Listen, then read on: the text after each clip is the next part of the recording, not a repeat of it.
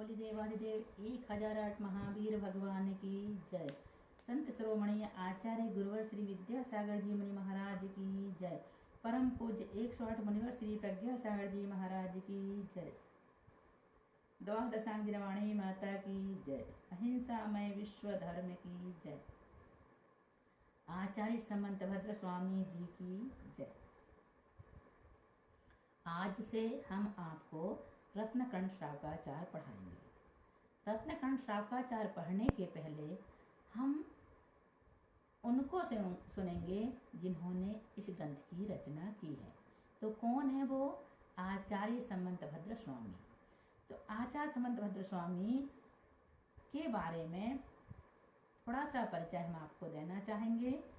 आचार्य समंत भद्र स्वामी एक जगह तो आता है कि ये 3वीं शताब्दी में हुए, एक जगह आता है ये 10वीं शताब्दी में हुए थे। अब जैसा भी हो, यदि आपके पढ़ने में आए तो आप पढ़ लेना। हमारे पढ़ने में तो यही आया है कि ये 2री या 3वीं शताब्दी में हुए थे, और कई जगह ऐसा भी पढ़ने में आया कि 10वीं शताब्दी में इनका जन्म हुआ था।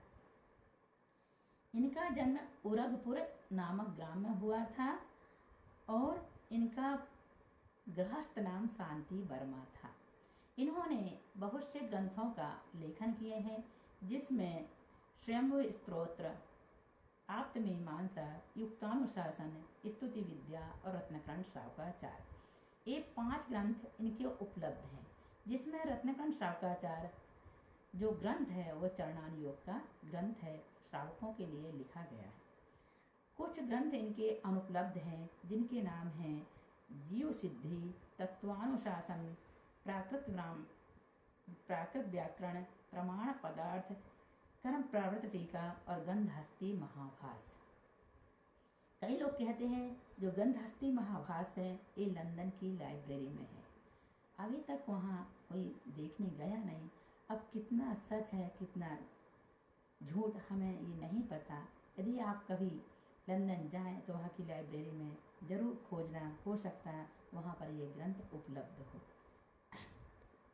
इसके साथ ही हम आपको रत्नकंठ श्रावकाचार का भी परिचय देंगे। इस ग्रंथ के रचयिता, जैसा कि हमने बताया, आचार्य समंत भद्र स्वामी हैं। इन्होंने इसका नाम रत्नकंठ श्रावकाचार रखा।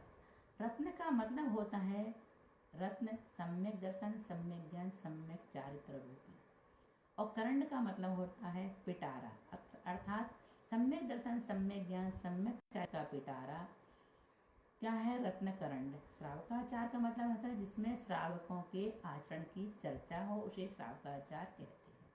तो ये रत्नकंठ श्रावकाचार ग्रंथ है।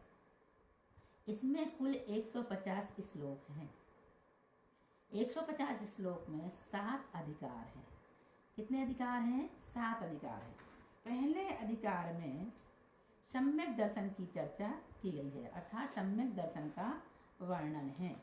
किसका वर्णन है? सम्यक दर्शन का। और कितने श्लोक इसमें? कुल 41 श्लोक आए हैं। किस विषय का वर्णन है? सम्यक दर्शन का। श्लोक कितने हैं? 41, याद कर लेना। दूसरे अधिकार में सम्यक ज्ञान का वर्णन किया गया है, जिसमें कुल सिर्फ 5 श्लोक हैं। कितने हैं? 5। तीसरे अधिकार में 5 अणुव्रतों का वर्णन किया गया है, जिसमें कुल 20 श्लोक हैं 5वें अधिकार में, तीसरे अधिकार में। और चौथे अधिकार में किस विषय का वर्णन है? 3 गुणव्रतों का, जिसमें सिर्फ 24 श्लोक हैं। 5वें अधिकार में शिक्षा व्रतों का वर्णन किया गया है, जिसमें 31 श्लोक हैं। 6ठे अधिकार में लेखना का वर्णन किया गया है, जिसमें 14 श्लोक हैं। और 7वें अधिकार में प्रतिमाओं का वर्णन किया गया है, जिसमें कुल 15 श्लोक हैं। कुल मिलाकर 150 श्लोक हैं। इसमें 149 नंबर का जो श्लोक है उसमें रत्नकंठ शब्द आया है। उसी के आधार पर इस ग्रंथ का नाम रत्नकंठ रखा गया। यह चरणान योग का ग्रंथ है, और इसके में जो सम्यक दर्शन, सम्यक ज्ञान, सम्यक चारित्र की चर्चा आई है, उसको पढ़कर ऐसा लगता है कि जैसे यह ग्रंथ श्रावकों के लिए स्पेशल रूप से लिखा गया है और सम्यक दर्शन को प्राप्त करने के लिए प्रेरित किया गया है। तो आप यदि इस ग्रंथ को अच्छी तरह से पढ़ना चाहते हैं तो इसका परिचय जरूर पढ़ें। उसके साथ में और भी देखें कि इस ग्रंथ में कौन कौन से छंद का उपयोग किया गया है।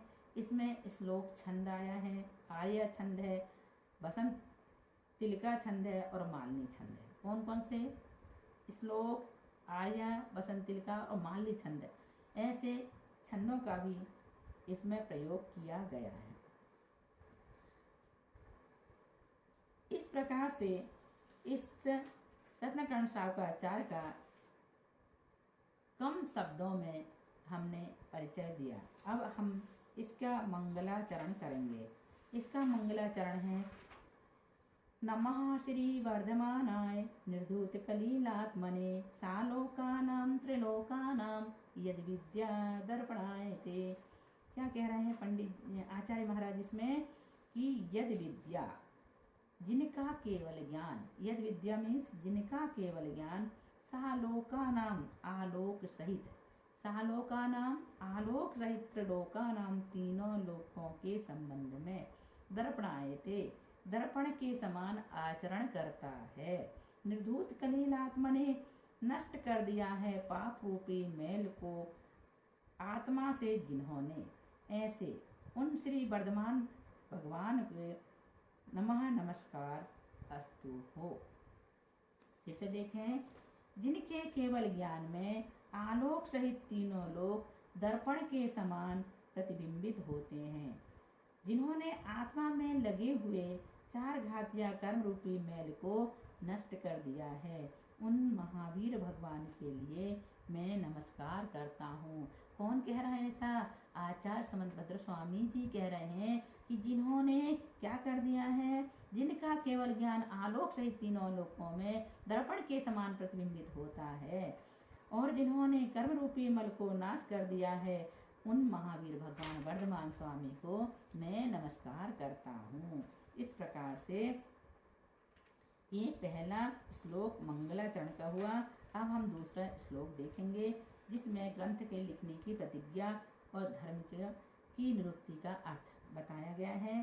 देशयामि समीचीनम धर्मम कर्मण्यवहरणम संसार दुःखतः सत्वान यो धरुत्युत्तमे सुखे। यह जो सत्वान जीवों को संसार दुःखतः, संसार के दुखों से छुड़ाकर उत्तमे सुखे, उत्तम सुख में धरता है, रखता है। कर्म निर्वहणम, कर्मों का नाश करने वाले, समीचीनम उत्कृष्ट धर्मम, धर्म को अहम मैं समंतभद्र देशयामी कहता हूँ। फिर से सुने, जो धर्म कर्मों का क्षय करने के साथ ही संसार के दुखों को छुड़ाकर अनंत सुखमय मोक्ष अवस्था में पहुंचाता है, मैं उस धर्म का उपदेश दे रहा हूँ। फिर से सुनो, जो जीवों को संसार के दुखों से छुड़ाकर उत्तम सुख में पहुंचाता है, मैं उन कर्मों का नाश करने वाले समीचीन धर्म को कहता हूँ। इस प्रकार से दूसरा श्लोक भी पूर्ण हुआ। अब तीसरा श्लोक है धर्म का लक्षण, अर्थात धर्म किसे कहते हैं।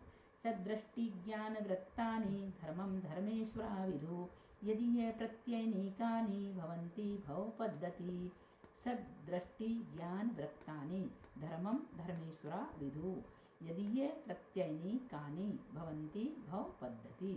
देखो, धर्मेश्वरा, धर्म के ईश्वर तीर्थंकर देव, सदृष्टि ज्ञान वृत्तानि, सम्यक दर्शन, सम्यक ज्ञान और सम्यक चारित्र को ही धर्म कहते हैं, धर्म कहते हैं। यदि ये प्रत्ययनीकानि, जिनके विपरीत मिथ्या दर्शन, मिथ्या ज्ञान और मिथ्या चारित्र भव पद्धति संसार की परिपाटी रूप भवंती होते हैं, अर्थात संसार को बढ़ाने वाले हैं।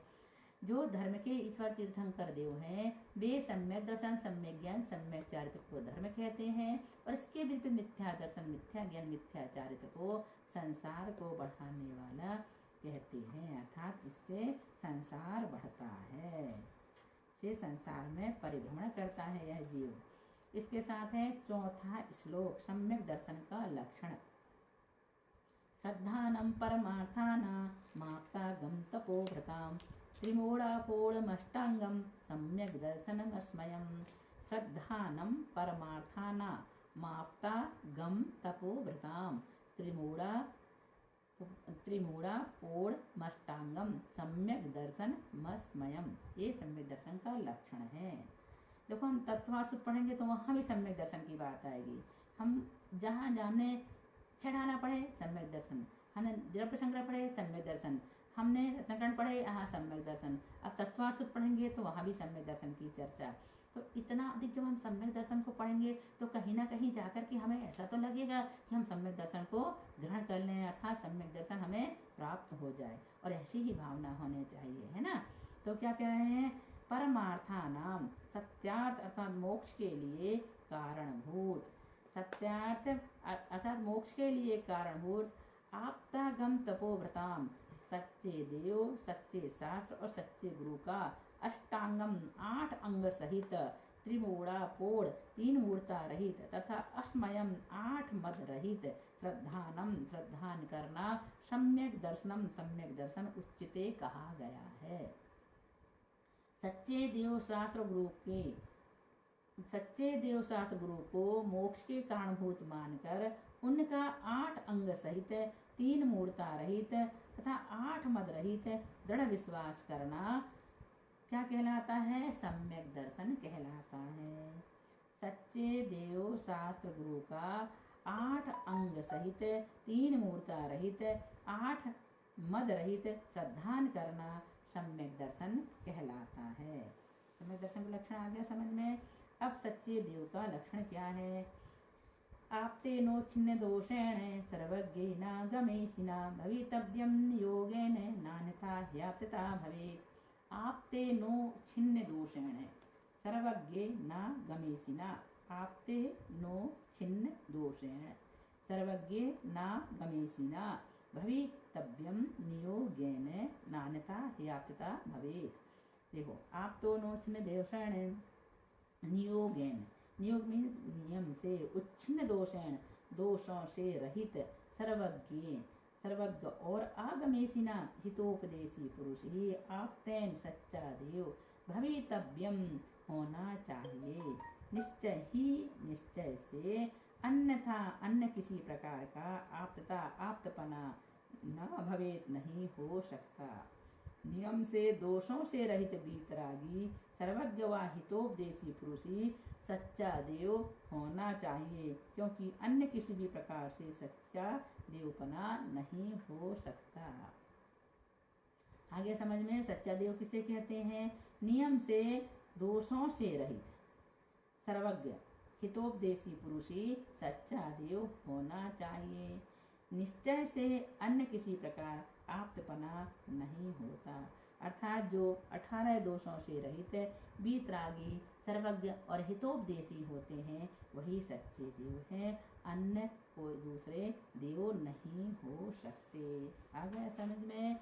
तो इस प्रकार से वीतरागी किसे कहते हैं, जिसमें 18 दोष नहीं होते हैं, जिन्होंने कर्म रूपी प्रबंधों का भेद कर दिया है, उन्हें क्या कहते हैं, वीतरागी, अर्थात जिनका राग बीत गया है। सर्वज्ञ जो विश्व के समस्त पदार्थों को युगपत जानते हैं, ऐसे परमात्मा जीव सर्वज्ञ कहलाते हैं। हितोपदेशी जो रत्नत्रय रूप मोक्ष मार्ग के नेता हैं तथा भव्य जीवों को कल्याण पथ पर लगाने के लिए हित का उपदेश देते हैं, उन परमात्मा को हितोपदेशी कहते हैं। आगे समझ में, जो 18 दोषों से रहित हैं वो वीतरागी, जो समस्त पदार्थों को एक साथ जानते हैं वो सर्वज्ञ, और जो हित का उपदेश देते हैं वो हितोपदेशी। जो वीतरागी सर्वज्ञ हितोपदेशी हैं वो ही सच्चे देव हैं। इस प्रकार से ये 5वां श्लोक यहाँ पर पूर्ण हुआ। अब हम इसके बाद आपको 6ठा श्लोक से पढ़ाएंगे। आप इसको पढ़ना शुरू कर दें, याद करना शुरू कर दें, अर्थ लगाना शुरू कर दें इसका, जिससे आपको भाव भाषण हो जाए और आपको लगे कि हमने रत्नकरण शाखाएं पढ़ी हैं। इसकी हेडिंग जरूर याद करना, हेडिंग से ही श्लोक याद होंगे, और यदि ऐसे याद नहीं होते तो पाठ करें, और फिर भी याद नहीं होते तो लिख कर देखें। हमने तो पूरी पढ़ाई लिख कर ही किए हैं, स्लेट पेंसिल रखते थे और सारे श्लोकों को याद कर करके लिख कर देखते थे।